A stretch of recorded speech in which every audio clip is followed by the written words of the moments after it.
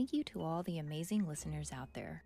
On behalf of the Reef podcast, don't forget to like, comment, and subscribe for our future mentions on the new episode.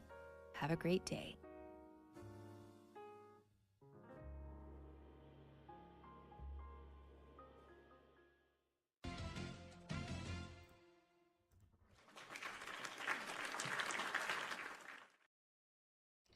All right, we are back with the Reef SportsCast on Twitch, YouTube, and all the other platforms. I'm your host, Luis IPA, bringing you another exciting week of NFL matchups, predictions, and you know the rest. I'm going to introduce everybody here. We got my two famous co-hosts here, ZDP and Doyle. Thank you for joining me once again for another week of NFL action. Glad to have you guys here on another evening. So, how you doing, guys? I'm doing well. Another wonderful week. We are not sick, so I'm still talking to HR about trying to get the PTO on that whole week we took off and all. But yeah, man, I'm feeling blessed, feeling amazing, and all of that. How you feeling, Doyle? Doing good. Just relaxing after a long, crazy day at work and ready to talk about some fun NFL action that we have from last week and this upcoming week. Let me tell you this. This last week was a roller coaster. Like, I mean, up and down. Like, if I could actually have a roller coaster next to me right now, I'll be riding that thing up and down right now because, my Lord, what a week. And, hey, I mean, it's always a good week when your team wins, right? But I'm going to go dissect that. I'm going to take my glasses off like I always do every time I talk about my team this year. So, CDP, take us off with a week recap of last week. Before we do that, I have a question for y'all. Okay. If you could swap lives with a fictional character for 1 week, who would it be and why? Fictional character, so that means that it can be a video game character. A fictional character, yeah. Okay. I already know mine. I mean, you probably don't know this guy, but his name is Squall Lionheart. He's actually from Final Fantasy VIII. I love that. I love that guy's attitude. Like, at first, he sounded like he looked and sounded like a selfish punk, but basically, like, after that, when he started like gathering his friends, he started growing a bond with them. He started basically opening up to them, and just his whole story. I mean, I was like, dude, this is actually how I used to be. I used to be really quiet. I did not want to talk to nobody, and now I'm like a talking parrot to everybody. Talking parrot. Okay. Go. Let me be Jack from the Jack and Daxter series for a week. Because I mean, okay. He can do it all, and you get a pretty cool talking animal that does all the talking for when you don't know what to say. You just let your little buddy take over, and you just shake your head and nod, and just be the hero of the city that does not have to worry about talking because your counterpart does all the talking for you. So you're like, cool, I'm just going to do my thing. You beat Crash Bandicoot in that not talking department, I guess. For me, if y'all don't know, I would choose Link. You go through and save this girl countless times and still don't get her. Okay? I mean, but there's some badass games that Link has gone through and played through Zelda. The best one of all time is the Ocarina of Time because it shifts all of the timelines to one little part. And I will say, best game. But yeah, let's get to the reactions. So let's start off with this, guys. As you did say, there's a lot of roller coaster rides that took place this past week, Louis. I want to go through and dissect this one game. The Colts dominate the Raiders. Now, with it being said, do you think that we can take the Colts seriously?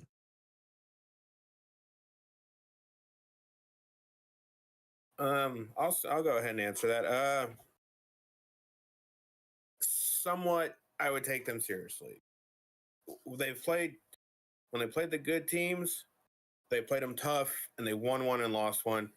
And they're doing what you're supposed to do to bad teams. They're blowing them out. You expect a good team, as like the Colts are portrayed, who are facing a very bad team in the Raiders. You expect them to blow them out, and they are. So I mean, they're slowly creeping up that potential contender list in the AFC, but it's going to be more interesting to see how they look in the future. But they're making a lot of noise in the right ways. Instead of playing the Raiders close, which would have crept in a lot of doubt, blown out the Raiders like they should have, helps their story of like, yes, we are a serious team this year. Okay, that's a fair point. What about you, Louis? I personally think the Colts are contenders now. I mean, they're proving back to back again. I mean, dude, their quarterback, man, I think that's actually the steal of the year. Getting like, that quarterback from the Giants, like, dude, he found his home. He found the team that he wanted to find. I mean, Giants was not the team. He went through so much diversity. Let me just say this. I mean, going to New York, getting booed, getting like, the people to trash talk him outside the stadium. I mean, come on. Like, literally, the guy went through so much, and now, like, he's like basically found his home. I think, like, he's gonna do phenomenal. Plus, he's still young. I think Colts found their franchise quarterback, in my opinion. Okay. So I do want to go through and put some points out here. I want to go through and talk towards Doyle about this. So the Colts' strength of schedule is the 25. Ranked 25th. So they are one of the easiest schedules out there. Their wins over Miami, Tennessee, Las Vegas, the Raiders, Denver, and their loss to the Rams. So the Miami defense, 29th, Tennessee defense, 25th, Las Vegas's defense was 19th. This is total defense. And then Denver is the top 5. Now your stats against these, you have Miami, the game in Miami. You have Jones. He threw for 272 passing yards, 1 touchdown, 0 interceptions. His QBR rating was 115.9. Jonathan Taylor, he ran for 71 yards, 37 reception yards, and 0 touchdowns. Versus Tennessee, Jones had 228 passing yards, 1 touchdown. His QBR was at 113.4. Jonathan Taylor opened up more with 102 rushing yards, 16 reception yards, and 3 total touchdowns. Then versus Vegas, the Raiders, Daniel Jones had 212 passing yards, 2 touchdowns, 0 interceptions. He had a QBR at 113. And then Jonathan Taylor rushed for 33 yards, 20 reception yards, and 3 touchdowns. And then against Denver, this is an outlier right here. It's kind of unique when it comes to this. So Daniel Jones threw for 316 yards. He had 1 touchdown, 0 interceptions, and 100. His QBR was 107. Jonathan Taylor rushed for 165 yards, 50 reception yards, and 1 touchdown. So the loss that they had against the Rams, Daniel Jones struggled, and I believe JT also struggled as well. But you did nail on the coffin when you talked about beating the teams that you need to go through and beat with how they're going through and destroying these teams. And then having a close win in Denver, who is a top 5 defense. But these matchups are favorable. They lost against the Rams. So I do see them making some noise when it comes to the playoffs, but can Daniel Jones continue to make this when the competition is going to be more stout? I think his biggest competitor right now in the AFC is going to be Josh Allen. I mean, we could potentially see Colts and Bills in the playoffs. I mean, that's no question about it. I mean, it could be even potentially be AFC matchup, like AFC championship matchup.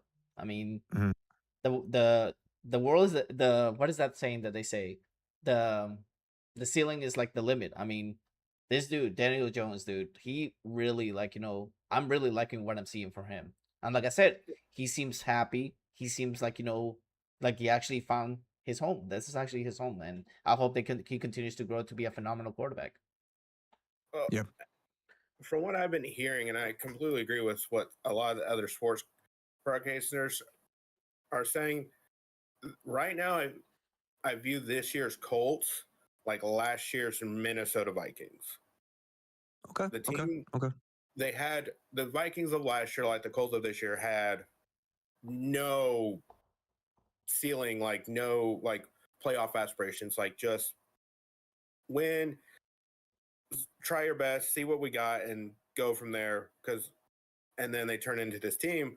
But right when it came down to the line, Sam Darnold, like he did last year, like he did previously, showed up like he normally does, and in the 2 big games, he cost them the games because he had his bad times.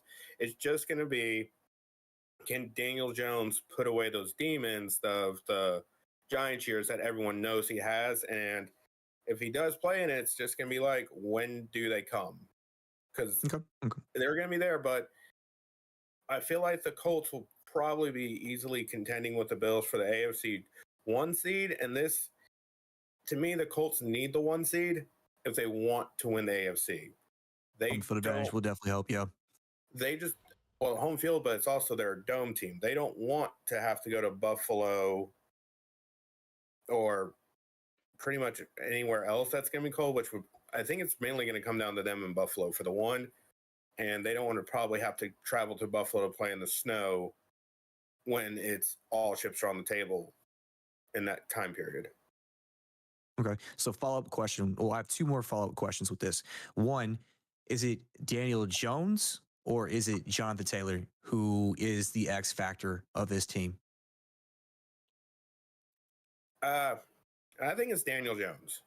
Jonathan Taylor is showing that he's a top 5 running back, and he's been consistently, when he is healthy, a top 5 running back. They have the good line. To me, the X factor is Jones, because everyone's just waiting for the real Daniel Jones of old to show up. And when it does show up, how does he respond the next game? Because then all those voices are going to come out like, oh, he's back. The guy who, the reason you see why the Giants let him go.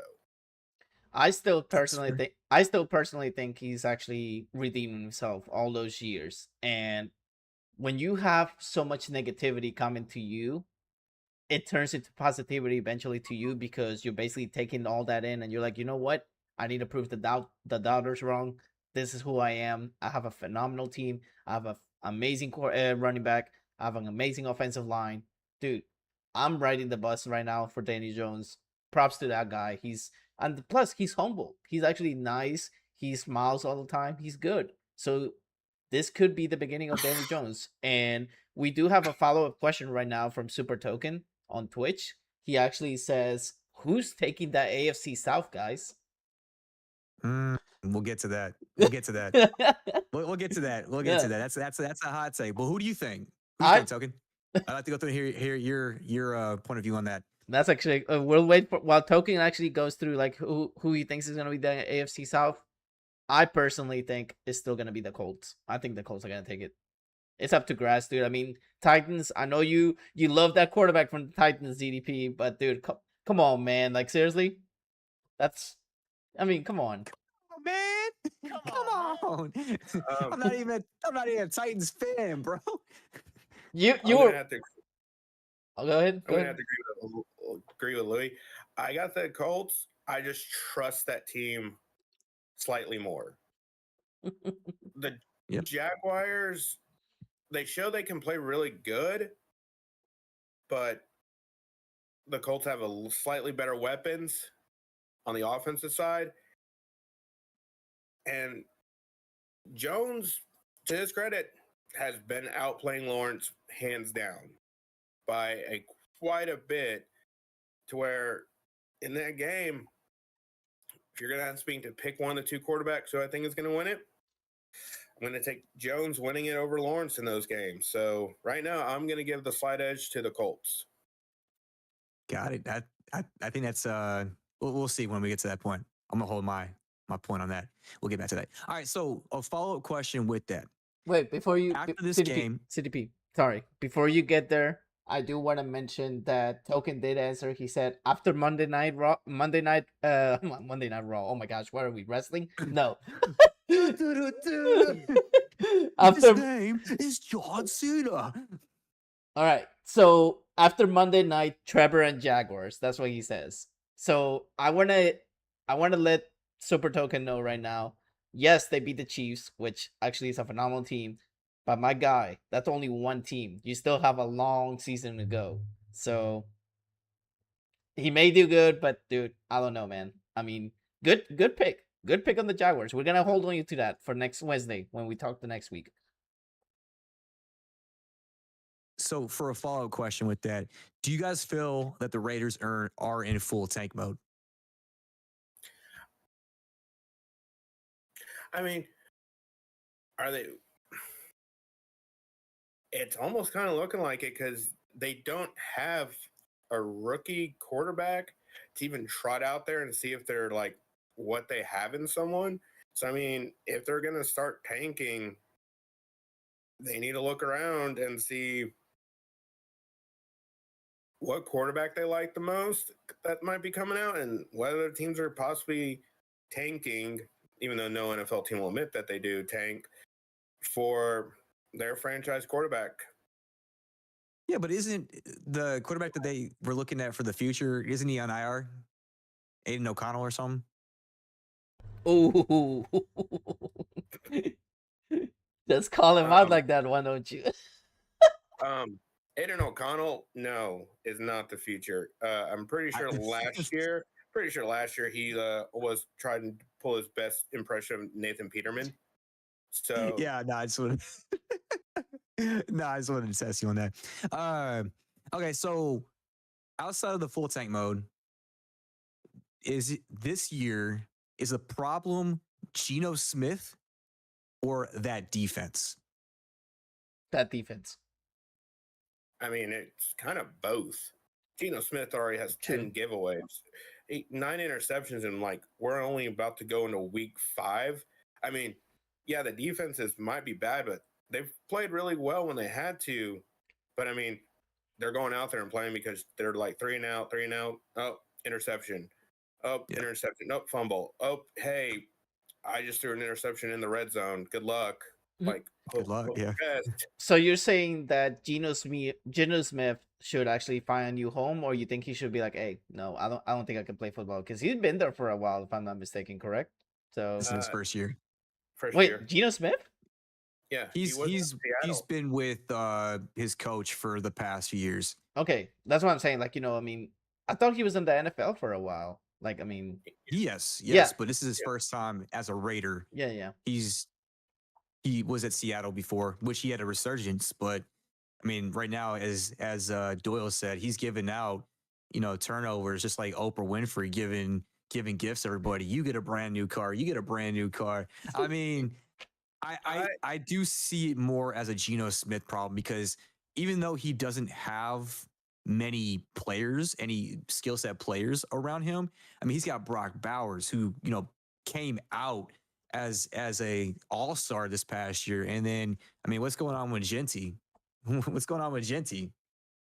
I mean, if you said Geno Smith is the problem, I mean, I agree with Doyle with what he said, 50-50. Because, I mean, I don't know what's up with him. He needs to just, like, get his foot out of his butt and literally go to a team that actually, like, I mean, yeah, they have good weapons, but I'm saying, like, go to a team like Daniel Jones did. Daniel Jones went to a team that was already established. They have a running back. They have decent receivers. But that's what he needs to do. He needs to go to a better team, in my opinion. Either that, or he's just going to have to accept maybe the fact that he is now at that go in and be the veteran leader for a younger quarterback coming in play. Be the guy who a team might start the season off with. And then whenever it goes bad, they just replace them. Or he comes in, competes with a young kid, the young quarterback, and then if he loses, he's their number 2, and he teaches them the ways of the NFL. It's like Teddy Bridgewater or Joe Flacco. Oh, man, so many things. All right, what's our next reaction for next week? Yeah, so our next one, so with Lamb being out for the past few weeks, is Javonte Williams the true X factor of the Cowboys? That's actually a good question. I mean, which Cowboys are winning? So I'll give you this. So some insight on that. Against Philly, he ran for 54 yards, had 10 reception yards, and had 2 touchdowns. They are the 20th overall defense. They lost that game. Against the Giants, he ran for 97 yards, had 33 reception yards, 1 touchdown. They're 26th overall defense. They won that game. And these 2 games right here. They had CeeDee Lamb. CeeDee Lamb had 100+ yards. And then you went against the Bears. CeeDee Lamb went out. He was injured. and pissed off quite a few people who bet on him because, there's a whole allegation out there, which we can go through and have a conspiracy theory. Stay tuned on that for the next episode. He ran for 76 yards, had 16 reception yards, and 0 TDs against the 27 overall defense. They lost that game. And then against Green Bay, ran for 85 yards, received for 15, had 1 touchdown. They are the number 4 defense, and they tied. Then you had the Jets. This dude went off against the Jets. 35 yards rushing, 4 receptions, 2 touchdowns against the 22nd overall defense, and they end up winning that game. So, they do have Pickens, but Pickens has only had 1 game where he went off, and that was his past game against the Jets. Or no, I think it was Green Bay. I'll have to go through and pull up the stats real quick to make sure. But it's only been 1 game because they've, primarily have Lamb as the number 1 receiver. So, do you guys think that he is the X factor for the success of that team? I mean, it's always like, what is that saying that football, NFL always says? Next man up. I mean, you need to always be prepared. I mean, now that CeeDee Lamb is out, I mean, definitely we'll see if he can actually live up to, like you said, the quote unquote X factor. I mean, he has the whole responsibility, and then the other guy, he needs to step up too, because dude, I mean, without CeeDee Lamb, I don't know. I mean, the Cowboys are gonna be a little bit struggling when it comes to wide receivers, and it's just the next man up. Gotcha. Well, you want to say this? I don't mean to cut you off again, Doyle. So Pickens hasn't had a 100-yard game yet. Now he's had a game where he's had 1 touchdown against the Jets. He's had, let's see, I think it was. Oh, I'm sorry. Yeah, it was against Green Bay. Green Bay, he had 134 yards. See, I knew. Okay. So 134 yards against Green Bay, and then he had 2 touchdowns against Green Bay. So that was his only game that he's provided some value to the team. So if you want to say your statement now. I mean, when Dax had a good and great quarterback here, he's had a great running game or a decent running game. With CD going out, the Cowboys have been more utilizing their tight ends. So I don't know if you could say he's the X factor. I think the X factor is being they're going to Ferguson more, and their tight ends have come alive a little bit more in that offense with CD out. Okay. So I think Dak's targeting his tight ends more often than the receivers now. I think this past week he did hit Ferguson. Not Flournoy, a wide receiver. Flournoy, that was the leading receiver this past week. But Ferguson's got 7 targets, so he's hitting his targets. Security blanks. Ferguson's going to go through and make those catches. 13 against Chicago. So yeah, he's throwing to them, but that's a fair take. That's a fair take. So, he does like to go through and throw the ball, and Ferguson's going to be a reliable target. But I feel Javonte Williams is the X factor because he is giving that cushion for Dak to be able to throw how he needs to throw, and to step up for a playmaker that they need in that offense with Lamb out. Now, I believe Lamb should be back about week 7. They were talking about this week.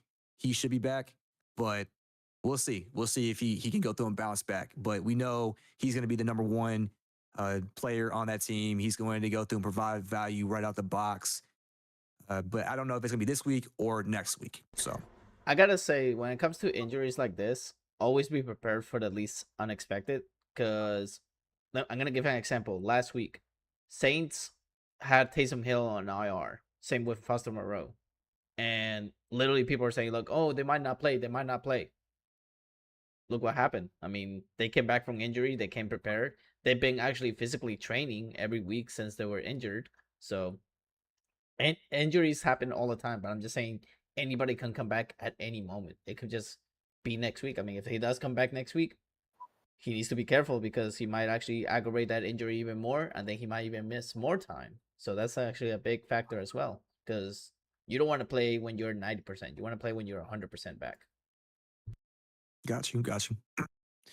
All right, so with the Eagles getting upset last week, what do you think the key cause of this was? I'll let Doyle answer this. I'll start. I'll start. So I know Nick Sirianni is an aggressive coach. Going into the second half, there wasn't much balance. They were heavily relying on the passing game to move the chains. Now, I know they have sensational wide receiver core, a quarterback who's a running back, and all that. So the team only ran twice in the second half, and they were up 17 to, I think, 3 in the second half.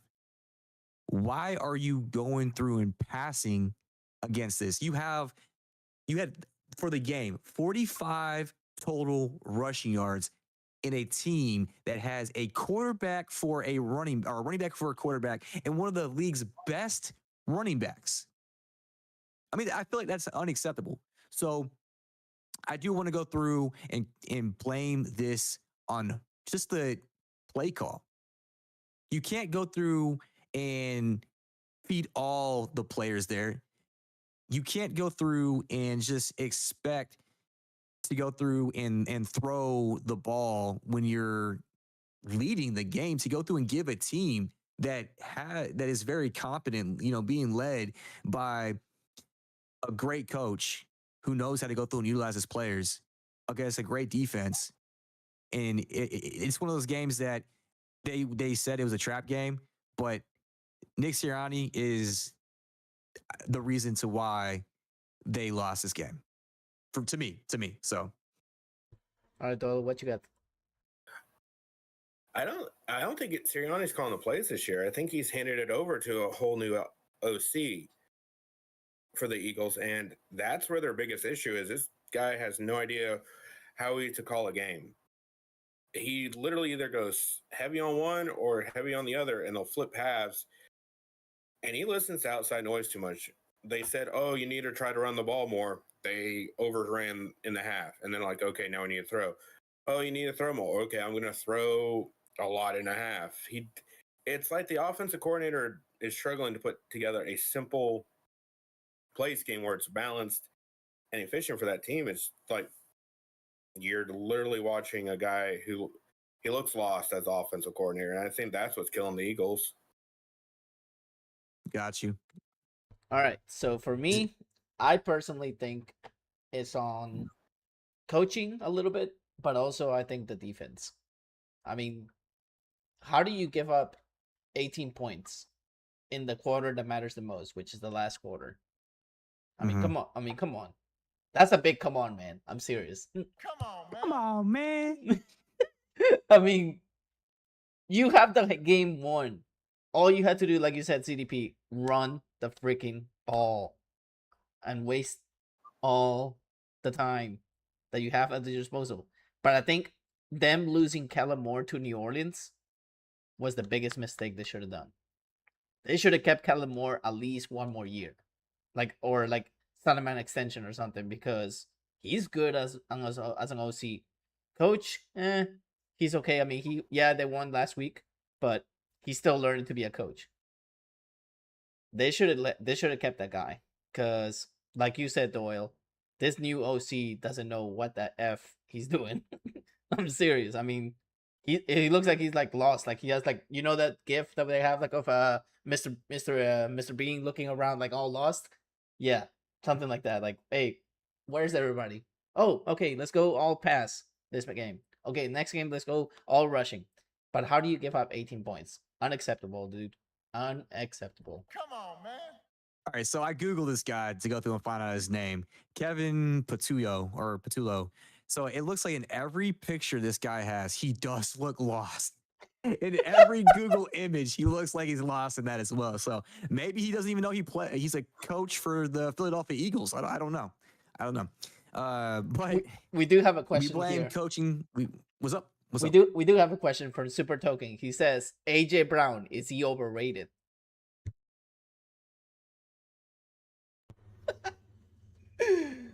Wow. I don't think AJ Brown is overrated. I think with the amount of skill set that is there, it's hard to go through and feed the mouths that need to be fed. Both receivers complement one another. So, and you have one of the best running backs in the league. So it was a big mistake for the Titans to go through and let go of AJ Brown. But, you know, the Eagles front office is doing a sensational job at building that team. So we do have a comment for you, CDP. We got from Enforced Viper saying Ryan Day only wishes he could carry the bag that Dan carries. Hey, a win's a win. Number one. That's all I gotta say. OHIO, baby. OHIO, number one. I do gonna say welcome back, Enforced Viper, to the Yes. podcast, man. So glad to have you here. So glad to have you, dude. Glad to go through and see you. Finally going through and talking. I know you are going through some stuff, and just know that we're all here for you. Absolutely. All right. My cat apparently wants to say hi too. Next question. With the Ravens on the verge of collapse, is this the end of the John Harbaugh era? 100%. No questions asked. That dude has been there for quite a while. Time to retire, my guy. Time to get somebody new. I mean, come on. You've been there for so long, and you have not won a championship since the Superdome. I mean, dude, I'm sorry. Time to hand the shoes. Time to get a little bag. Get your butt home. Relax. You won your Super Bowl. You're done. Like, you know, that's all I gotta say. Just retire already, please. Like, do us a favor and get a new era of coaching there. I mean, all these new coaches that are coming in are amazing because they're young. And that's what we need. Like, we all need. Is that what happens with Kellen Moore? Hey, Kellen Moore. You had to bring that up. Okay, but anyways, all right. So, Kellen Moore is still learning because he's an OC. Is Harbaugh an OC? No. He never was an OC. He was a coach. I mean, who knows? Maybe he was an OC, but I'm saying, like, you know, he has the more skill as a coach. Give Kellen Moore 2 to 3 years, and he'll win a Super Bowl in New Orleans. I promise you. All right, chat. Y'all go through and record this today. This man made a bold statement that New Orleans is going to go through and win a Super Bowl in 2 to 3 years. 2 to 3 years with Kellen Moore as a coach of New Orleans. We'll see if they can go through and do that. I tell you see what, if they can win more than 6 games this year alone. But tell you what, they win the Super Bowl in 2 or 3 years. You, CDP, you get me a jersey from Lids. How about that? For New Orleans. I'll see what I can do. All right. So next one on the recaps for last week. What you got? Well, I was gonna say, for John Harbaugh, Doyle, you wanted something to say about that? Yeah. I just think this is the end of him, but I think they're just gonna bump him up in the office, like Tampa Bay did to Bruce Arians. They're gonna keep him around just to be as advisor or whatnot for the Ravens. But with them constantly collapsing like they have under his tenure, it's almost time like they need a new voice. They need someone to come in there, shake up, maybe deliver a different message or something. But the biggest question that they're going to have to answer if they lose, if they let Harbaugh go, they're going to have to find a coach who Lamar can get along with. Because that's their franchise right there. Even if most teams don't, if you let go of a head coach, you have to check with your franchise player, like, can they work together? Because that's basically what's going to become. Got you. So I do want to say that's a good point. So this is the second time for a 1-4 start for John Harbaugh in his 17 years. 18 years. 18 years. The last time it was at in the 2015 season when they fell 5-11. Harbaugh has had, out of his 18 years, I think 15 of those have been winning seasons. Yeah, we know the outcome of them. where he's only won one Super Bowl. But we've had Patrick Mahomes, who's been a sensational quarterback, and the coach there, dynamic duo. Lamar just isn't it. And you can go through and see there's more of an issue with the Ravens that their depth is becoming seen. They have no depth behind all these key players they have. And because of that, that is the issue that is there. I don't think this is going to be the end of John Harbaugh, because I don't think you can find anybody who can get you through the season to a winning season, who can get you through the playoffs to at least the divisional round. Regardless of the end all be all there, I don't see a great replacement as of right now. Regardless of youth that is there, I don't see it. But they need to work on the depth to help out when everything is falling apart.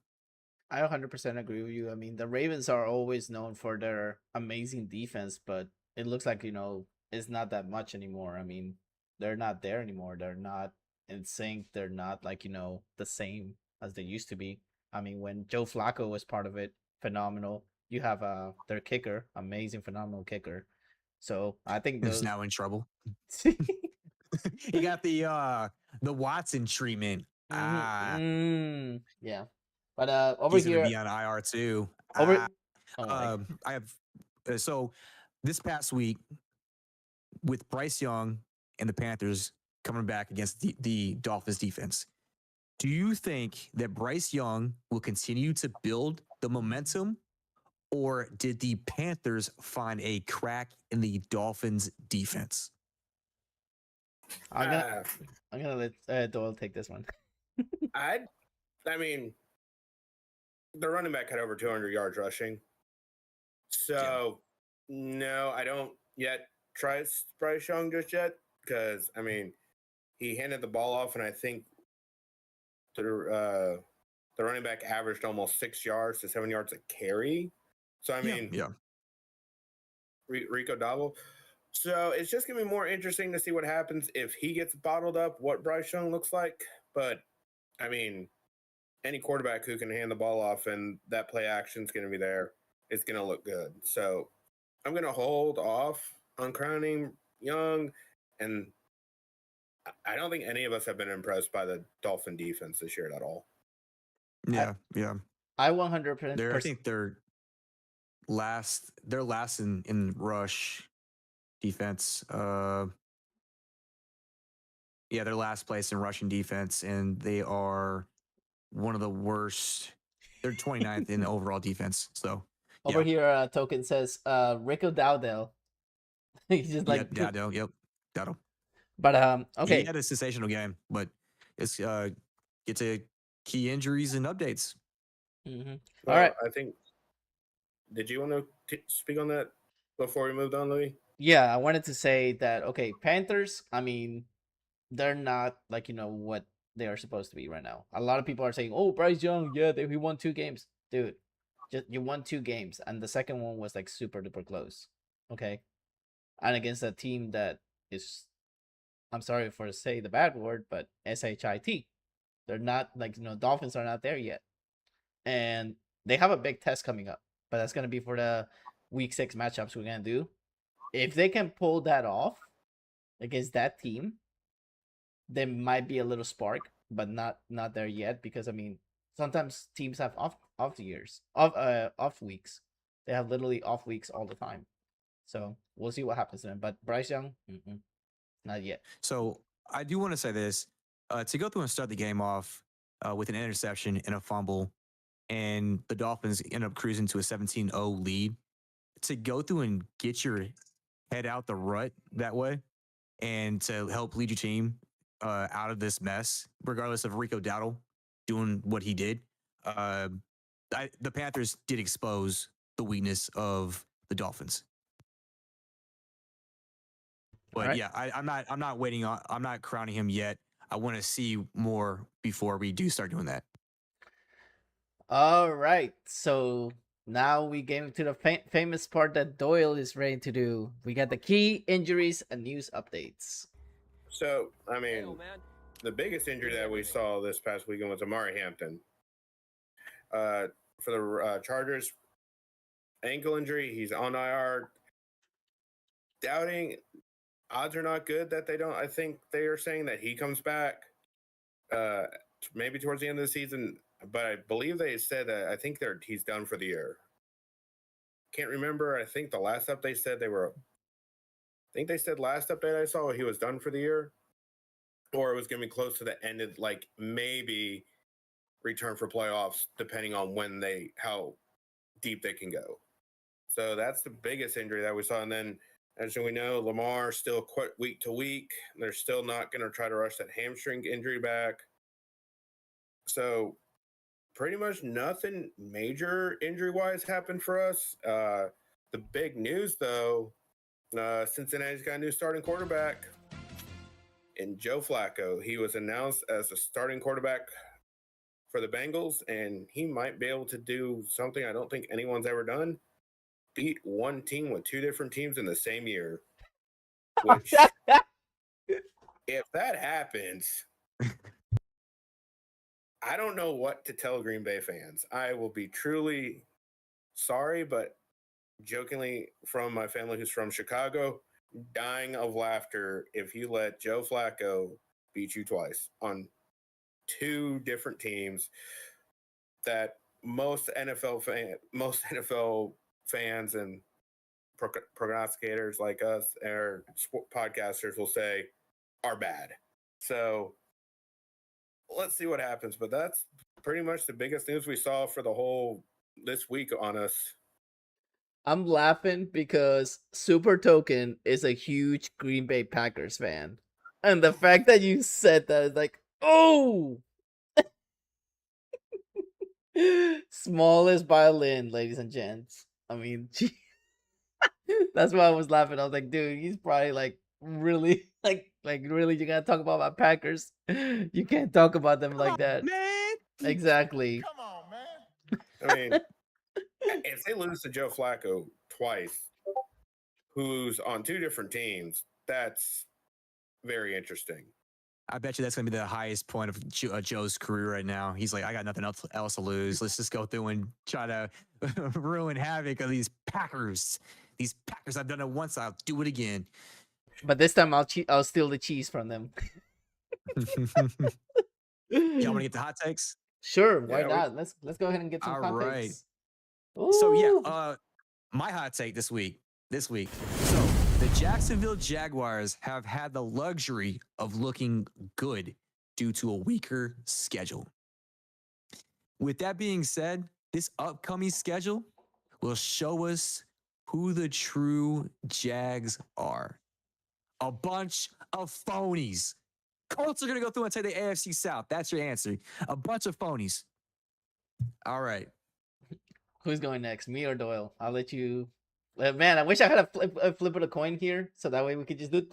I mean, my hot take is going to lead into one of our key games we're going to talk about. But my hot take is if Baker Mayfield goes out and has a game like he just did against the 49ers, he will be the front runner for MVP of the entering the year. Right now, I still think everyone still has him like second or third. But if he does win this game and has a game like he did just against the Seahawks, I think after this week he'll be everyone's favorite to win MVP. All right, so here comes the part that CDP loves the most: the taking glasses off part. He loves this part. He just loves when I take off my glasses because he knows who I'm talking about. All right. So, which Saints are we going to see this week? Are we going to see the Saints that beat the crud out of the Giants? Or are we going to see the Aints that were in the first 4 weeks? That's actually my hot take. I personally think that they found something, and having Taysom Hill and Foster Moreau back would actually help out a lot. Because it opens up the playbook. It really does. You know for a fact Taysom Hill can play any position out there. You give him the ball, he does it. The only thing that he has not done yet, which I'm hoping he does soon before he retires, let him kick a field goal. Just let him do that, please. So that way he at least has every single position out there played. But I'm just saying, in general, if you have a player like that on your disposal that can do everything, you don't know who he's gonna throw. In the last game that they had against the Giants, you saw how many yardage Shaheed had. But why? Because Hill was playing. Hill opens up the playbook for the Saints a lot.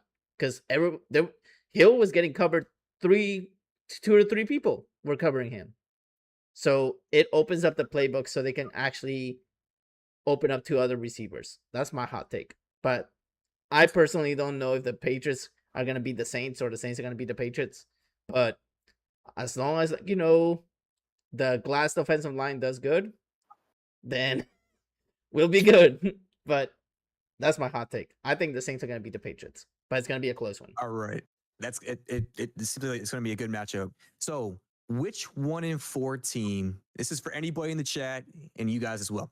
Which 1-4 team has the best chance at turning their season around? You have the Giants, the Saints, the Dolphins, the Raiders, the Ravens, the Browns, and the Titans. Like, turn around as in, like, win. If we're thinking that, probably of the list is going to be the Ravens, just because when Lamar gets back, that team changes. Granted, they've been losing with Lamar, but out of all the teams you said, when they finally get healthy, because I saw this on the broadcast, like, of their $280 million cap space, 160 of it's of their money is out. It's on injured. So if they get healthy, depending on when they get healthy, they can turn it around. But if we're not factoring health, I would say maybe the Giants, just because they have the better young and up and coming for the future. But I don't know, because all those teams are like struggling individually each. Some of them trying to look towards the future. Some of them have their future starting now. Mm-hmm. But of them that's turning around this year, I would say the Ravens. Okay. I actually agree with y'all. I mean, I'm not going to be biased like you think I am, ZDP, but I think I agree with Doyle. Ravens have a better chance. I mean, if you look at the other teams, like for example the Saints, they play the Patriots, they play the Bears, they play the Buccaneers, they play the Rams. Those are going to be test games for them. So literally, like, if they actually start in a win streak, yeah, phenomenal, great. But I don't see them doing that. I see them like at least winning probably like 2 or 3 more games, and then after that, that's it. That's their season. But I agree with Doyle. I think the Baltimore Ravens have the better chance. As soon as Lamar gets back, that train's gonna be going up again. That's my honest opinion of that. And before you go to yours, ZDP, I do want to say Super Token mentioned the Dolphins. He said the Dolphins are gonna be the 1-4 team. They're gonna be up there. Okay. Dolphins. So I originally was going to say Lamar, because we do know the factor that Lamar brings. He's going to be out projected 3 weeks. So he's against Houston, the Rams, and they have a bye week. And they come off the bye week. They have Chicago, Miami, Minnesota, Cleveland, Jets, Cincinnati, Pittsburgh, Cincinnati, New England, Green Bay, and Pittsburgh. So it's a pretty tough stretch, especially when you're down as many games that possibly can be down. And on top of that, they don't have the defense there. So I can see them possibly winning against Cincinnati, unless Joe Flacco does Joe Flacco things. So twice against Cincinnati. I can see them possibly win against Cleveland. You don't know what's going to happen in that game, but it is in Cleveland. So that's 3 games right there that's possible. And then you have the Jets. So that's 4. And then you don't know about the Chicago Bears or Miami. So that's a total of 6 games there. Now, I was looking into this. The New Orleans Saints had the third easiest schedule. And based off of what they did at home, against the Giants, a young team, getting 5 turnovers and making the most of it, you don't know what's going to happen with New Orleans, but I can see them winning 5 games. 5 games in their upcoming schedule. So for me, I can see the Saints coming out as a team that has the best chance of winning the most out of the 1-4 teams. If we see them go 14-3, I swear to God, dude, You're not going to go 14-3. not. You're not going to go 14-3. Just stop They're not. dreaming. You already made a bold statement. 2 to 3 years going to Super Bowl. 14-3, dude. Just If stop. it happens, Just calm down. hey, if it happens, I'm gonna be flapping my wings. I'll be like, hey, we got the Saints here. Flapping, flap. I'll be like, yeah. All right. Are we ready for some matchups for week 6? Let's get to those key matchups, man. Ooh, I'm excited for this ones, man. I mean, this is actually a big week. We got first the Eagles and the Giants on Thursday Night Football. Who you guys got? I will take Philly. I just feel like on a short week, they're going to figure stuff out. Maybe Sirianni tells the OC, step back. I'm calling this game. I'm going to teach you how to call a game, you twat. And I just think he's going to do it. I don't trust. I just think the Saints showed a little bit of what you can do against the Giants. And I just think the Giants not really having an outside threat to challenge those Philly corners. I just think they're going to be able to tee off and work their way and give the young quarterback some looks that he's not seen yet. Okay. All right, ZDP, who you got? I'm going to go with the Eagles as well. They're more of a composed team coming out of the Super Bowl win. The Giants will need to go through and clean up their mistakes from last week, having the 5 turnovers as a whole. But there is a connection there between the quarterback, Jackson Dart, and Theo Johnson. I believe that's the tight end's name there. So you're going to see that a lot against the Eagles. And then Scatterboo. Scatterboo's going to clean up his stuff. He's going to come back and have a little bit better matchup. But so are the Eagles going to go through and not make the mistake they made last week and throw 38 times when they're up 17-3? Or are you going to go through and see them run the ball? I mean, Doyle already said, like, that the OC is probably going to get out of the way and head coach is going to be like, hey, let me put some diapers on you. Let me show you how this done over here. I apologize if I offended anyone with that phrase, but I'm sorry. We're getting canceled after this episode. I'm just kidding. My bad. So, no, you're good. You're good. So, I mean, you have Jalen. Like I said, I've been saying this. He's a running back who plays quarterback. And then you got one of the best running backs in the league. I mean, the man made the Madden cover, and maybe that's his curse. They're going to go through and have an OC who's clueless and doesn't know how to go through and use them. Use him in this game. Damn it. Use him in this game and help my fantasy team prosper. This is the first time I see him this serious, chat. But Eagles are going to go through and bounce back against a struggling defense. Okay. This game. I'm going to make you guys question yourselves, but if it happens, I'm literally going to start dancing next episode. I think this is a trap game. I think the Giants are going to win this one. It's going to be a close. It's going to be by a field goal, but I think the Giants are actually going to win this one, especially because it's in New York, and I just think it's a trap game. This has trap game all over, my guys. I really think so. It's a trap game. The only reason I won't look at it as a trap game is because it's a divisional game. Now, if it wasn't a divisional game, yeah, I could see it being a trap game, but everyone knows the divisional opponents play each other hard. So that's the only thing that's stopping me from believing it's a trap game.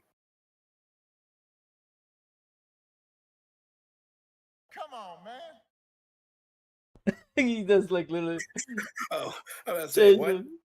Change my mind, Luis. It says change my mind. I just I don't see it as a trap game because it's a divisional game. That why you think I said by 3? I did not give him like 14 points or anything. It's gonna be by 3. I promise you. Is that a close matchup to you, or is that a blowout? Close matchup right here. I think it's gonna. I'm going all out on this one, ladies and gents. If you guys are listening in, Upset alert! Upset alert! Giants by 3. I promise you. Look in the camera and tell them how you feel about it. Say it with your chest. Say it with your my chest. Louis. Go Giants! All right, we're going to the next matchup here. We got hey, this one is gonna be interesting, ladies and gentlemen. Seahawks and Jaguars. I know for a fact Token is watching on the chat. I wouldn't be surprised if it says Jaguars all the way because he's riding the Jaguars the Jaguars bandwagon with this. But hey, who we got here? I'll let you. Okay, yeah, I'll let you guys pick first. I'll always do my last pick on this. On these. This goes into Z's hot takes. I want to hear his on this one. All right, like I said in my hot take, I mean Jaguars have benefited their wins from an easy schedule, easy competition. But I give them credit for last week's win. Okay, hey, runners up for the Super Bowl. Okay, whoop-de-doo, whoop-de-doo. You're going to see the real Jaguars over the next few weeks. And yes, Token, I am looking you in your corneas when I say this. Corneas of your eyes. Seahawks are going to win this game. And Jigba Smith, remember that name. Remember that name. He's going to have a game against them Jaguars. Oh, wow. Seahawks. For me. I'm so glad we are announcing the arrival of our wide receiver 1 for our team. I'm so glad we're hyping up that. But I'm going to go with the Seattle Seahawks as well on this. This is going to be the first time I think the Jaguars, like ZDP said, are facing a team that on paper has them beat in a lot of categories. And I just think the Jaguars have not faced an offense that's about to come into what they're about to face as with all the weapons, the running backs. So I like the Seahawks, but in this one. Right. I'm gonna go ahead and make y'all shake your head again on this one. I'm gonna tell you the reason why. All right. I'm gonna go with Jacksonville on this one. Okay. You probably look at me like, the heck is wrong with you? I love how he brings that out. That's awesome. But I'm gonna ride with I'm gonna ride with Token on this one and go Jacksonville. There's one big reason too. The only time I would actually change my mind on this game is if the game was actually played in Seattle. Because you know that stadium very dang well. It's loud. Fans get crazy. Players get disrupted by how loud that stadium is. I don't know if they do some voodoo. Baker didn't. Hey. Leave it. Well, we already said Baker might be the MVP. That's why Doyle's the MVP choice, which actually brings something at the end of the segment I want to actually ask y'all. But anyways, okay, I have Seattle losing this, but it's going to be another close one. I think Jacksonville is going to win again. And by 14? I'm just messing up. Just gonna be 3. That's a fair one. Yeah. I think they're going to win again. I mean, Jacksonville, may have found, a rhythm with them. And look, you're about to say something. What you got? So, do you think Travis Hunter is going to do anything this game? That's a good question. On offense. Yeah.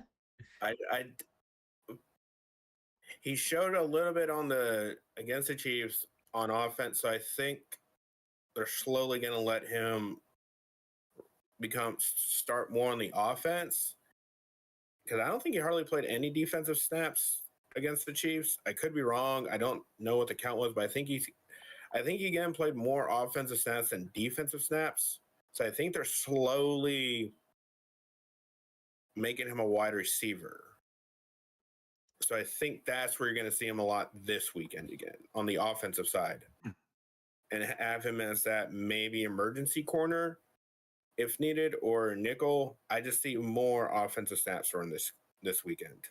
I love the fact that Token just yell out loud on the chat. Cats at home. Props to him for saying that. That's awesome. All right, moving on. Oh man, I'm sorry. Is it hot in here? Because this coming game, dude. Oh my god. Oh, this one's spicy. I'm just gonna say that right now. 49ers and Buccaneers. Ooh-yay. Or like you, This- or like you always hear me say, "Oh man." Oh man. This game is basically going to come down to which defense makes that one stop to me. Shanahan, that genius of him, showed that he can make Mac Jones look like a great quarterback like he's done. And they still have that crazy Swiss Army knife in Christian McCaffrey, who just is a nightmare problems that all defenses still have to worry about. But I'm going to go with the Tampa Bay Buccaneers. And I think Baker's going to fight Njigba to have a big game again. And this is where you're going to see possibly the MVP and the offensive player rookie of the year. And maybe if McCaffrey keeps going, maybe the offensive player of the year in one game. Wait, before you say your CDP, I'm sorry. Did you call him the Swiss Army knife? Did you call McCaffrey that? Kind of. I mean, Okay. Do you disagree? I'm gonna ask you this: has he played defense? He's not from Switzerland. Has he played? Has he played defense? no, I mean, he's that You don't. jack of all trades on the offensive side. Okay, so that's the best. Yeah, he's played defense. When Yeah. when they Purdy turn threw over an the ball. interception. Yeah, he's had a tackle. Does that count? He probably has a couple tackles on the year for the turnovers. Well, on the defensive side, that's what I meant, because that term, I'm not trying to brag, but that's actually Taysom Hill's term, because he actually played defense before. Well, McCaffrey's to do it all back then. I'm just giving you a hard time. I think in this game you will see the potential MVP, offensive rookie of the year, and offensive player of the year in this one game. So you mean Egbuka? Yes. Sorry. Yes. You had me questioning, like, did I say the right receiver in Seattle? No. Yes, Imuka for the Bucks. So I think the Buccaneers win a very high explosive offensive game. Man, I wish I had a Baker hat, like a Baker's hat I can go through and put on for this whole spiel I'm about to go through and do. But Shanahan does Shanahan things. He does it with every quarterback he's played with. I mean, he's doing it with Mac Jones. He's making Mac Jones look like a prime Jimmy Garoppolo. Whoa. But dude, Baker this year, I don't know if it's like the dirty 30 or whatever, but he is having a sensational year leading this team to decisive wins. And it's over some easy competition. But I mean, every game has come down to the last drive. And Baker is 4-1. 4-1. He should be 5-0. He should be. But I see this game, as you said, being a shootout. It's going to come down to whoever makes the last play when it comes down to it. And as this year has progressed, I have developed more trust in Baker in leading his team over the 49ers in victory. And it's at home too. So we'll see. And I will also say this. The fact that he was able to lead the team to victory with Bucky Irving, and on top of that, all the injuries that have been happening to the Buccaneers, it's great. It's great. I mean, yes, Egbuka is definitely been a security blanket. He's been a sensational player, a wonderful rookie outside of the Ohio State University to help lead the team and build that chemistry with Baker. So, Baker's got some weapons. He's been doing his thing to help lead that team to a 4-1 record. So I actually agree with y'all on this one. I'm not going with the opposite team on this. I'm actually gonna Oh my go. goodness, I was going to go through and put this up here again, but thank you. I do like the little touch you did that. That's very nice. The little change of mind. It's almost next time you just need to get a pick sign and just basically slowly pull it up, like just change my mind. But yeah, I got the Buccaneers to win this one, dude. Baker's having the time of his life, dude. I'm proud of him. I mean, if we could actually get him in this podcast, and if you're listening, Baker, we would love to have you here to talk to you about football because you're amazing. As much as I'm a Saints fan, you have been a phenomenal quarterback this year. So I gotta give you an applause on the stream because you've been doing great. Bro, if we get Baker Mayfield on this, I will fanboy out for one. Two, I will talk so much, forgive my language, crap, shit to my dad. I will talk so much shit to my dad if I get Baker Mayfield on this on the podcast. If I get to talk to the dude, so yeah. Let me forgive my French. Let me just say this: if we ever have an NFL guest, you best believe I'm not gonna tell you who it is until we actually get in here, just to surprise y'all, because we do have an NFL guest coming soon. I'm not gonna say who it is. Bring someone to a screen near you, Bobby Boucher. I But would take Bobby Boucher. I would take Bobby Boucher as a special guest. Heck yes. But yeah, I got the Buccaneers winning. I'm basically like, hey, I mean, Token here says that Buccaneers best throwback uniforms. I 100% agree with him. Oh, creamsicles? Facts, Yeah. dude, Dude. facts. Beautiful ones. Like, man. I mean, I was going to say that Green Bay throwback one was like too hot to handle. Just kidding. They're so ugly, dude. The referees, man. Oh, wait. Shots fired. But no, I really think Buccaneers are actually gonna win this NFC South easily, no problem.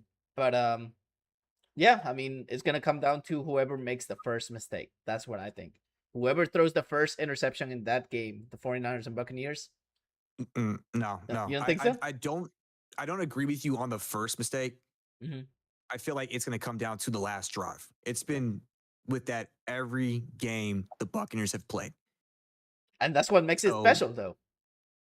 Yes, but I don't agree with the fact that on the whole who throws, the first or has the first turnover, because there's 4 quarters that are there, and we've seen it all throughout this season. Like, for instance, the Panthers, regardless of whatever happened, the competition, it's still a professional team, 17-0, and to come back after throwing an interception, fumbling the ball to win that game. So we've seen it all throughout the season. So it's going to come down to the last drive.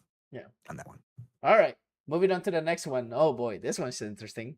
I wish Viper was still here because this is his team. So Lions and Chiefs. Who we got, guys? Give me the Lions. I think this is again where we see the real Chiefs. There's too much dysfunction right now still with the Chiefs. They don't still have a running game. Dan Campbell's going to have that team up and ready to play. And if they're not careful, the Chiefs, and they let Patrick Mahomes run around too much, I think he's going to get hurt because the Lions are a very physical team. They don't tackle you just with one guy. There's about 4 or 5 guys always around the ball. So, and I feel like this is going to be a game where if Spagnuolo blitzes, all the fantasy owners who have Jahmyr Gibbs, you're going to be in luck. I think it's going to be a lot of screenplays to Jahmyr Gibbs when he blitzes. So give me the Lions in this game. Who are the Chiefs right now? Who are they?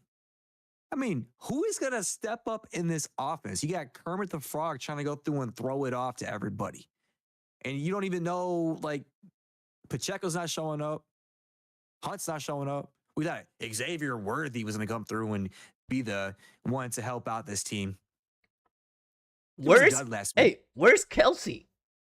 I'm telling you, dude, the whole Swift thing. Hey, you leave Kelsey alone. Leave Kelsey alone. He is worried about his wedding, okay? This dude is going through and trying to pick out his groomsmen. He's trying to go through and get some TV time with his brother. All that TV time, the podcast and all that. Leave Kelsey alone. No, he had a touchdown last week. I mean, he's there, but not there. So we'll find out this week. But the Chiefs are a different team at home. It's an Arrowhead. But I mean, it seems like this era of reign they've had in the AFC is dwindling. You know, all those leads they had last year that they won by the size of an ant. It's very slim. Some would say because of the zebras. We saw the exposure, you know, when it came in the Super Bowl, when the refs weren't helping out you there, Mr. Mahomes. But yeah, the Lions are roaring, and they have beat. But I mean, I'll say this: they've beaten teams, you know, decisively. But some of these teams aren't at their peak. But in this game, I see the Lions winning a close one. I trust Goff's support over Mahomes right now. So it's going to be a 3-point game for me. Okay. So I know you said to leave Kelsey alone. I respect that. But if you look at it closely, he's only averaged 11 yards. He only has 243 yards, 22 receptions, and 2 touchdowns. It goes to show you that something is up. I mean, yeah, you said that he's getting ready for his wedding and everything, but there's no excuse. I mean, you're playing football.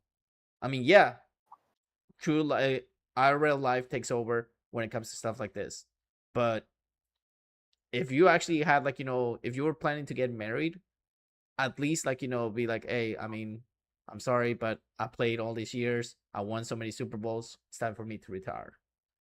So that way you don't have so many things on your plate. You have the wedding, you have football, you have all this stuff. That's, I think, what's getting to Kelsey's head. Is because he has so much stuff going on that it's hard to focus. I mean, he's basically tied for 31st on touchdowns, receiving touchdowns. When do we see Kelsey have something like that? I mean, averaging 11th, 125th player for average yards, tied for 30th on receptions. That's horrible. I'm sorry, but like, dang, like he's always a good player. But like you said, CDP, the refs basically doing all that. I mean, maybe there's, like, you know, the NFL is trying to say, like, hey, we don't want everybody to know that the Chiefs are always the favorite and everything. Who knows? There might be a conspiracy theory behind that. But I personally think the Lions are gonna roar to the Chiefs on this, and this could be, like, you know, the beginning of the downfall for this year for the Chiefs. Well, for Kelsey, I just think he's old. Not as in old as in age. I just think he's an old in football terms. And he's technically, whenever you go into the game, teams, I think, are more like not wanting him and Mahomes to beat them. So I think they're just singling on him because he's the only true offensive threat that Mahomes does have that he has chemistry with. So I think we're just seeing that teams are just saying anyone but Kelsey right now. So I think they're singling that, and he's just an old player in retrospect of he's like 32, 33. I think he's up around that age, which is in football age is kind of old, especially at tight end. And he's taken some pretty bad hits. So it might be his body's just finally giving up on him. Giving up on him in that position. Now, right, so I'm gonna go through and rebuttal you on this. So you're talking about as a whole, he's 30th and all that, but he is a tight end in that, and he is the number 7 tight end in the NFL. So regardless of age, regardless of all that, he's not he is a receiver. But you have Dalton Kincaid, who's going through and having a bounce back year. He's number 1. 287 yards, 8.1 reception. You have Jake Ferguson. We know what Jake Ferguson's going to go through and do. He's got 272 yards. Then you have Tyler Ward in Indianapolis. He's doing a wonderful job this year with what's there. 307 yards. Hunter Henry, 250 yards. One touchdown. Or I'm sorry, not one touchdown. I'm trying to find that. But yeah, AJ Barn, Dallas Goddard, and then Travis Kelce. So with that being said, I mean, the people that are behind him, you have people like Brock Bowers, who's dealing with a knee injury. He's much younger. You have Tucker Kraft, who started off really great in the season, making chemistry with Jordan Love. But, I mean, to be in the top 10 at the age he's at, just got to go through and, give some credit to this guy. Yeah, I'm not taking anything away from him. It's just, where is he at? It's just finally probably catching up to him. And all those guys ahead of him aren't the team's number one. Maybe outside of Dalton Kincaid, all those guys are not who you're going to go in and say, that's the guy's number one guy. If we take him away, that quarterback's going to struggle. I think that's where Kelce is also having issues, is teams are just going to double team him, and he can't outrun the double teams no more. Okay. Yeah, So, that's fair. That's fair. so Token here says that he's not the age that you said, Doyle. He's actually 36. Okay, my bad. I didn't know how old he was. He's 36, which is very old in football, like age-wise. So it's finally. Remember what I said a couple of weeks ago? I said this year is the year that Kelsey's gonna retire. I think he's done, because I mean, we don't see players outside of a few quarterbacks play past 37. So yeah, age is finally catching up to him. He can't outrun the double team, and that's what everyone's basically just doing to him. But he had a good career. Don't get me wrong, but the dude is old, and basically, people can cover him, but I mean, he's tall. That's the only advantage he has right now. He's really tall, so he can catch a ball. But other than that, I still think this is his last year. All right, moving on to the next take, guys. We got Bills and Falcons. Falcons are coming off the bye week against the Bills. So I don't want. Sorry. So the Falcons defense is getting really sneaky. They're number one total defense. They've had some solid matchups and wins over Minnesota and Washington, and they lost to Carolina and Tampa Bay. Yeah, for the Bills, I think this will be the year for them to take over the AFC with the struggles that other teams are going through and having. But this is going to be a test that they will have to overcome. I mean, they have had one of the easiest schedules. Their matchups have been very favorable. Can the Bills stop Bijan Mustard? Can they? We'll see. We'll see. But I do see Josh Allen do Josh Allen things. We've seen him go and be tested and come up to the test. I see him winning in a close game. I think this is going to be a close game where Buffalo gets right. They fix a couple of things that they had issues with. The turnovers, I think they'll clean up this game. Yes, the Falcons' defense has been surprisingly good for the beginning of the year, but they haven't faced anything what they're about to face this upcoming game. Whereas I know the Bills have to worry about Bijan, but they also know they can try their best to, but they've also faced someone like Bijan and Derrick Henry. Just Bijan's a lot faster, but they faced an elite running back before. So this is just going to be an interesting twist to see how does Atlanta handle a quarterback like Josh Allen. But I believe the Bills are going to win this game because they clean up their turnovers. I actually agree with both of you. I mean, Bills are actually coming strong on this one. And I also want to state that from the last couple of years, because, I mean, Falcons are in the NFC South. So I watch them almost every time because they're in the South Division. One thing I noticed about them is that for some reason, when Falcons go in a bye week and they return, there's a big decline on their performance. I don't know if it's going to repeat again, but I mean, anything can happen. But I mean, like you mentioned, CDP, Falcons has the number one defense. This is going to be a big test. Are they actually going to be able to stop an MVP candidate in the Buffalo Bills, Josh Allen? I mean, it's a big test for them. They are playing Atlanta, so it's a close indoor game. There's no weather factor on this. So I think the Bills are going to win this one, but it's going to be a nail biter. It's going to be by either a touchdown or a field goal. Is this like the SpongeBob where he's eating full on hands kind of? When the slasher episode? Yeah. That kind of? Mm-hmm. Yeah. I still think. You mean a trailer?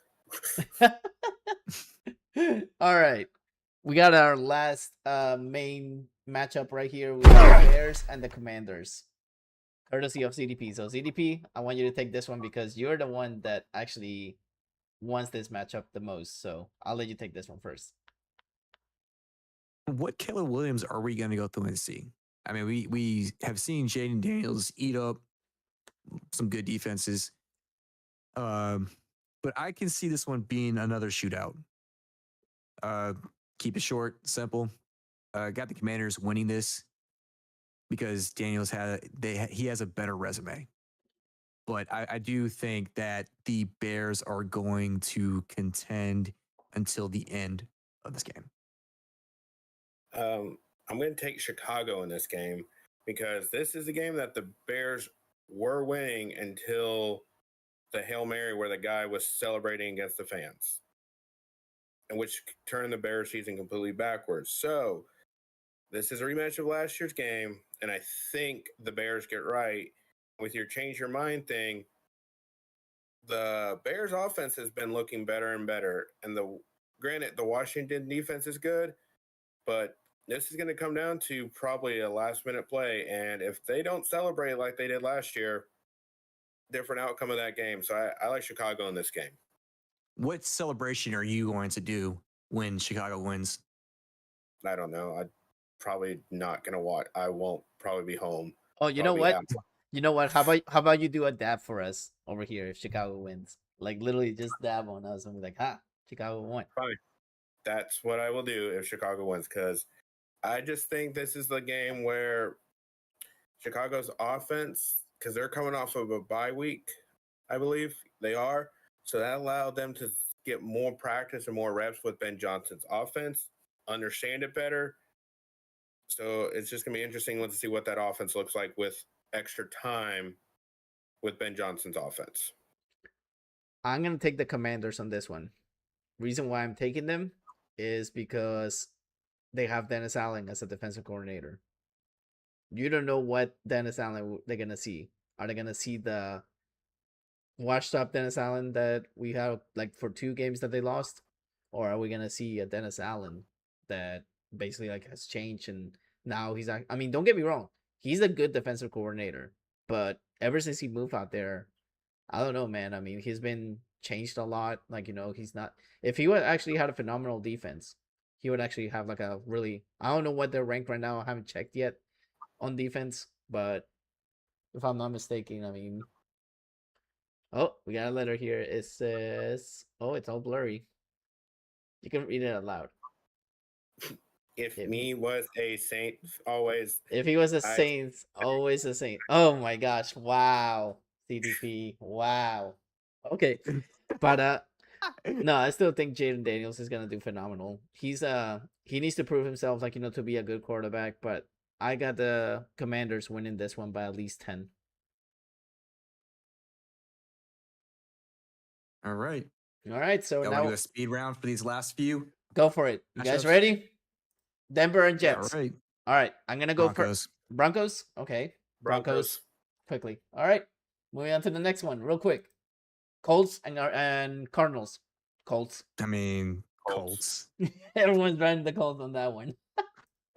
All right. Moving to the next one. We got Dolphins and Chargers. Go Chargers. Go easily. Chargers. I mean, Chargers, yeah. Yeah. I mean, come on. Justin Herbert is gonna redeem himself. I promise you. All right. Saints and Patriots. This is hard to pick. That's Yeah, what- Louis. What is it? Uh What is it, Louis? they're playing in the Superdome again. I give the Saints 3-3. Patriots. All right. Next one we got. Wait, there you go. I think there's that one. Yeah. Rams and Ravens. Rams. Rams. Yeah, definitely. No Lamar. No wins. Titans Raiders. Oh my gosh, this is a weird one. Titans. Really? I say Raiders. Thomas Brady is going to go through and take the helm. They're going to wonder why Geno Smith is looking good. It's going to be the Raiders. Yep. Green Bay and Cincy. Oh,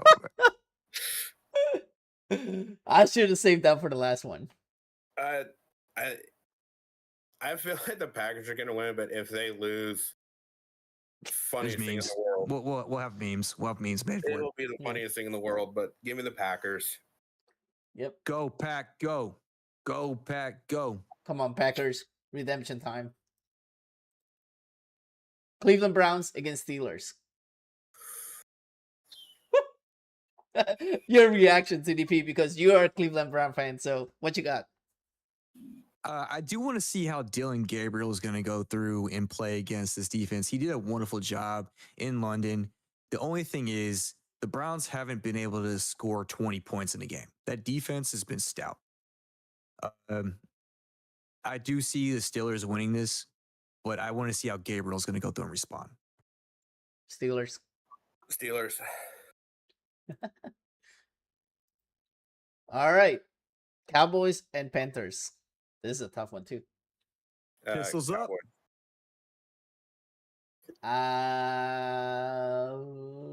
Man, this is tough. Cowboys. Give me Cowboys. Yeah, I got them. I got them boys. Where them boys at? All right. Now we're getting to the final segment here, which is called the final take. What is your final take, CDP? My final take. I'm going to go back on my point with the Browns and Steelers. You're going to see Judkins do his thing this upcoming week against the Steelers. But I think the Browns are going to score over 20 points this week for the first time in this NFL season. Go ahead, Doyle. The 49ers and Buccaneers game will be challenging for game of the year this weekend. And like I said, whenever we were talking about it, I think we're going to see the MVP with probably Baker, Christian McCaffrey probably with Offensive Player of the Year, and Mbuka with Offensive Rookie of the Year, all in one game. You guys ready for my final take? Let's hear it. All Let's right. hear it. Are the Chiefs in danger of missing the playoffs? I think so. I think this is going to be the first year in a while that the Chiefs are going to miss the playoffs. That's my final What take. happened with this loss? No more Cinderella story for you, Chiefs. I'm sorry. No more Cinderella story this year. Baby, just say yes. It's a love story. Oh, God. No, get them Swifties out of here. Get me out of this interview. I'm done. Oh I my swear. goodness. I'm retiring from podcasting. If I... Oh my goodness. All right, ladies and gents. We want to thank you, Super Token, Enforced Viper, and everybody that came in, Nightmare Rising on YouTube, everybody that tuned in to us. Doyle, ZDP, it's always a pleasure to have you guys here. It's always fun. We crack out jokes. We always try to make it fun.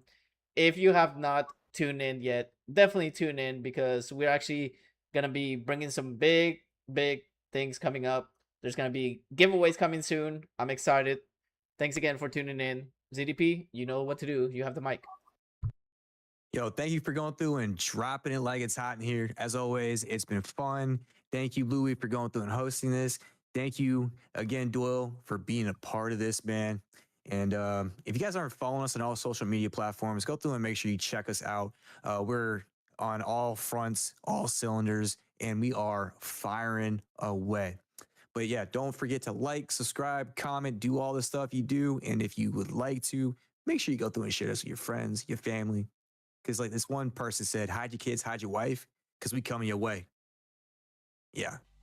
And we'll see ya later on that.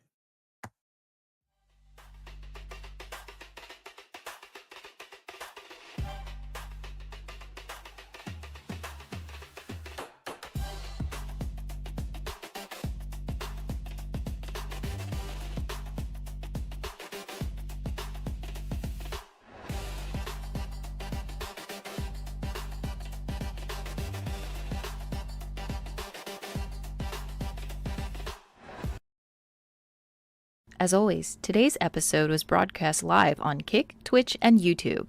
If you couldn't make it to the live segment, feel free to watch it on Spotify, Amazon Music, Apple Podcasts, and iHeart Radio. Links on the description below. See you next time.